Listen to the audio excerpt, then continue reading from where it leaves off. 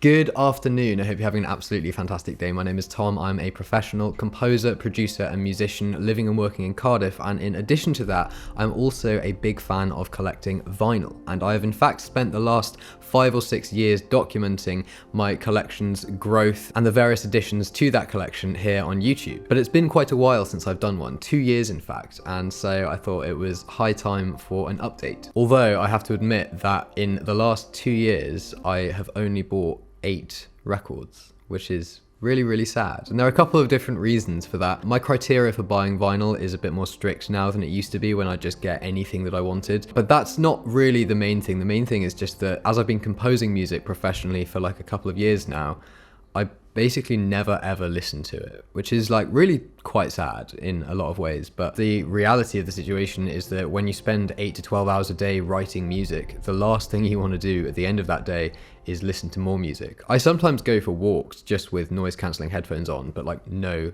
music. But that being said, my love of the format and collectability of vinyl hasn't changed at all. If you're watching this video and you discovered me through just the music I've been uploading and working on, I was looking at the records earlier in preparation for this video, and I feel like they're actually a really good snapshot of my musical tastes and like the evolution of my musical interests. So it's a very mixed bag, but I feel like it's a really good snapshot of my musical influences and inspirations. So yeah, let's get into it. First record of my new collection is obviously going to be a Keaton Henson record, and it is his brand new Fragments EP. I haven't listened to this yet, not because I don't have the time, but after Keaton Henson's last album came out, I was like an emotional wreck after listening to it, and I'm waiting for a time when I feel at the right kind of headspace to absorb more of Keaton Henson's music, because it's not something that I want to passively listen to. You know, that is a record that I plan on sitting down one day and really engaging with. Actually, that reminds me, I haven't included this in any of the B-roll footage. I got this record in the last couple of years as well, Monuments, the latest full-length album from Keaton Henson, which is absolutely beautiful. I genuinely think that this is like one of his best albums. There's a lot of stuff to do with his family, because his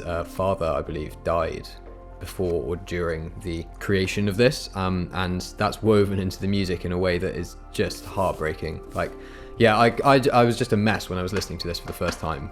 But yeah, that's a really good record. You should definitely listen to it. And if you don't know who Keaton Henson is, he's an amazing British singer-songwriter, but also a composer. He writes music for film, full classical pieces, and is also the brother of Christian Henson, who's one of the founding members of Spitfire Audio. Fragments, haven't listened to it yet. I'm sure it will be amazing. The actual pressing of this record is super simple, as you would expect from an EP. It's not in a gatefold sleeve, it's just a single sleeve with no inlays or inserts at all, pressed on heavyweight black vinyl, and I can't wait to listen to it. The next record on this list is also by Keaton Henson, but it is his score to the amazing film Supernova that came out in 2020, directed by Harry McQueen. This film is easily one of my favourite to come out in the last 10 years or so. Both Colin Firth and Stanley Tucci give amazing performances, and it's such a heartbreaking story, but the way it's filmed and shot is completely sublime. The cinematography, the long lingering shots like following their caravan around, it's just amazing. So if you haven't seen it, you should definitely watch Supernova. It's just a wonderful score, very fitting. It's very restrained, as you would sort of imagine, but it's a really good contrast to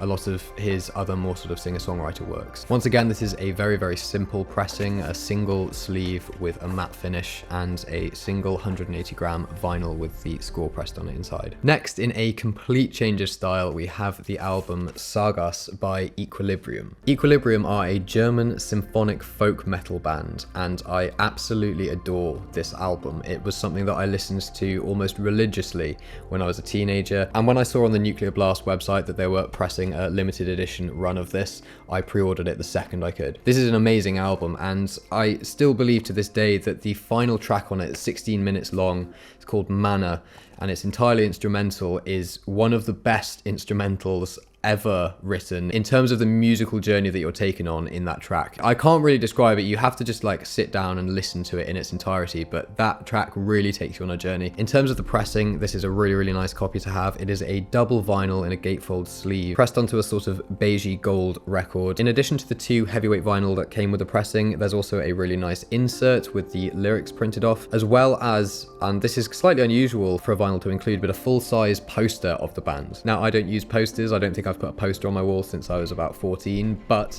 it is still really nice to have that extra bit of memorabilia, especially when you're getting a copy like this, which is a limited edition pressing. So yeah, Sagas by Equilibrium. If you want to hear some amazing symphonic folk metal, then you should definitely listen to this record, if you're okay with music that has lots of very loud screaming in it. Now, following the themes of heavy music and the type of metal I listened to when I was growing up, the next record is the 10-year anniversary version of Slania by Eluviate. I think that's how you pronounce it, but I could be wrong. Eluviate are a Swiss folk metal band, and I discovered them about the same time as Equilibrium. They have a lot of similar characteristics, but they air much more into the side of folk metal rather than symphonic metal. This record is something that I absolutely love and has a very special place in my heart due to the sort of nostalgia associated with it. But that's not to say that I don't listen to this kind of stuff today, because I do. I listened to this on the walk back from Penarth like a couple of weeks ago, I think. And yeah, it still holds up. It's a really good record. This is also a double heavyweight vinyl in a gatefold sleeve, and inside they included a little insert that's got lyrics and credits and all of that on it. And on the flip side of the lyric sheet is the original artwork. Because this is the 10-year anniversary pressing, they effectively reshot the artwork on the front using the little girl from the original, who had obviously aged 10 years. So that is Eluviate Slania. Amazing album if you want to feel like a pagan or a Viking riding into battle. Next, we have another complete 180 in terms of genre with Lil Peep's Come Over When You're Sober Parts 1 and 2. I'm sure you're all aware of Lil Peep, but he was a Swedish-American sort of emo rapper who sadly died in 2017. And a couple of years ago I was listening to more and more rap and hip hop, and there was something about Lil Peep's work that I really liked and engaged with. The sounds and the production in that sort of weird era of sad emo rap music was something that I just found it fascinating, and I really liked it. And I think part of that is because I grew up during like the original emo phase, well, not the original emo phase, but like the My Chemical Romance, Of Mice and Men, Sienna Skies era. So hearing some of those sorts of guitar sounds and melodies redone, but with different beats and percussion and kind of almost grittier than that stuff was great, and I absolutely love both of these. And this is a really nice pressing. It's a limited edition double vinyl in a gatefold sleeve, pressed on heavyweight vinyl, and one of the discs is black and the other one is this sort of fluorescent pink, and it pops out so much. But yeah, it's a really good double album of music and a very sad story about the creator of it. Following on from that, we have the amazing sophomore album by Muna, Saves the World. I absolutely love this record. A few years ago I was doing some extras work like on TV shows, and this came out when I was doing that, and you have really early call times for things like that. So I was walking from my flat to the studio at like 5:30 in the morning, just nursing a coffee, and I listened to this and it put me in the best mood ever, because it had been so long since I'd heard an album where I immediately just loved basically every track. Like, I listened to the first track and I was like, that was awesome, and then the next one, and I'd have exactly the same reaction, and I was like, surely the next track can't also be a fucking banger, but it was. So yeah, I absolutely love this album. The pressing is fairly simple. It's a gatefold sleeve, but 180 gram colored blue vinyl, which is in fact the exact same color blue that my debut EP Her was pressed on. That reminds me, I have two records out, my debut EP Her and my debut album The Deep Blue. If you want to pick either of these up, then there'll be a link in the description to my shop. If you like your music to have a combination of ambient, neoclassical, post-rock and electronica woven in there, then you should enjoy them. Anyway, Muna Saves the World, really fun record. Really nice pressing as well. The quality on this is really good. It's just one of those albums that I'll put on at pre-drinks before going out with my mates, and people who've never heard it before will always ask like, oh, who's this? This is really cool. The penultimate record in this haul is again a total change of style, but it is the amazing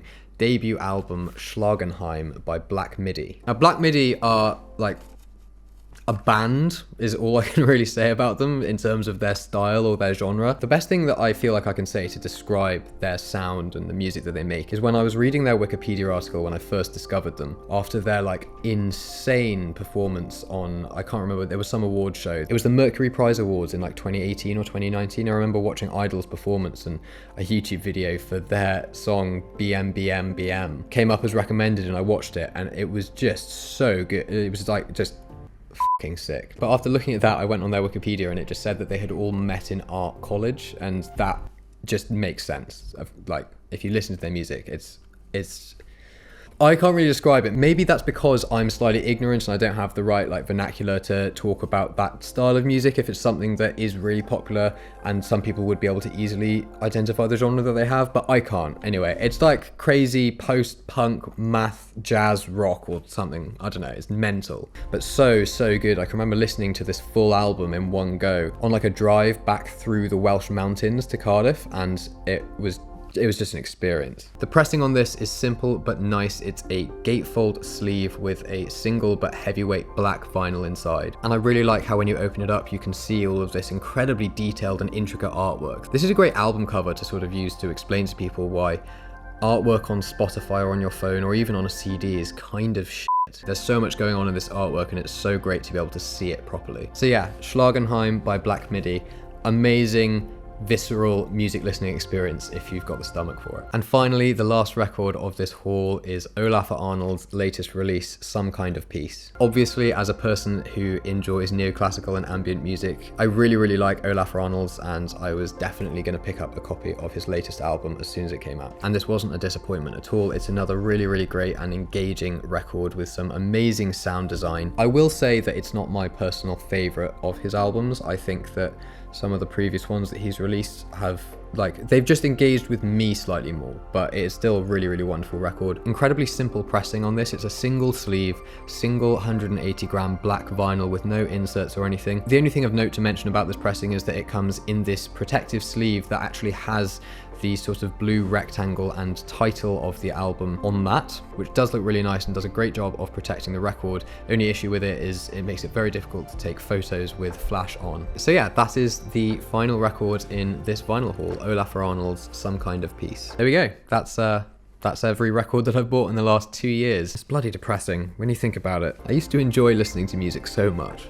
and I still do. I don't want to be all doom and gloom. Like, I listen to music now less frequently, but it's more of an event for me now, which makes it more special. Anyway, I would love to hear what your record purchases have been recently, or if you haven't made any and you have some recommendations for me based on what you've seen I like, let me know. Drop anything that you want to drop down in the comments. And I think next week's video is going to be a studio tour as well, which is super exciting. I'm really looking forward to like filming that. Anyway, thank you so much for watching. If you like the video, give it a cheeky little thumbs up, and if you haven't done so already, feel free to hit that subscribe button as well. All of my social media accounts, as well as the various platforms that you can access my own music if you wanted to listen to that or purchase the records, all be in the description down there. Thank you so much for watching. Have an absolutely fantastic evening, and I'll see you soon.